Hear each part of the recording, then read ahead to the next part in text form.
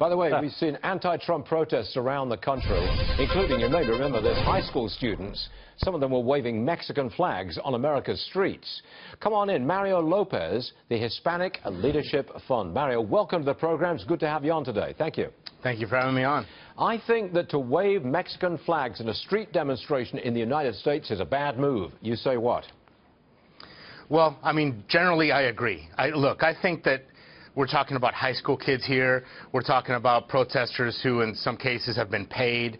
We're talking about people who I think they think it's the cool thing to do in some cases. So I don't disagree with you. I do think that not everyone who does that is making a political statement about their disloyalty or what their nationality is to the rest of the country. I just think it's a kind of a strategic mistake, if you like. But look, oh, absolutely. Donald Trump wants to deport criminal aliens. He wants to get rid of sanctuary cities. The LA Police Department say they're not going to help him do any of this.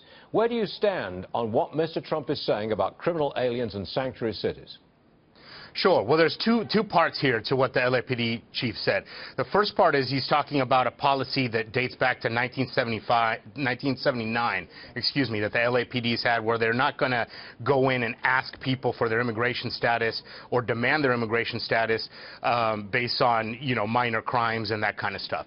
That's one thing, and I think that, we can debate that, but it seems not that harmful. The other part, though, where he explicitly said that he's not going to cooperate with the federal government on deporting folks who are here illegally and have committed violent acts and that sort of thing. And I think that he really needs to rethink that. Yeah. I think that if you're talking about someone who's done something that's really bad, then, there's just no excuse. I mean, you need to be deported. What would the opposition do? I mean, if someone comes here illegally, commits a serious felony, what are we supposed to do? Open our arms and say you can stay? Or do we do what Donald Trump says, get out of here? I mean, I'm for the latter, frankly. I think you are too.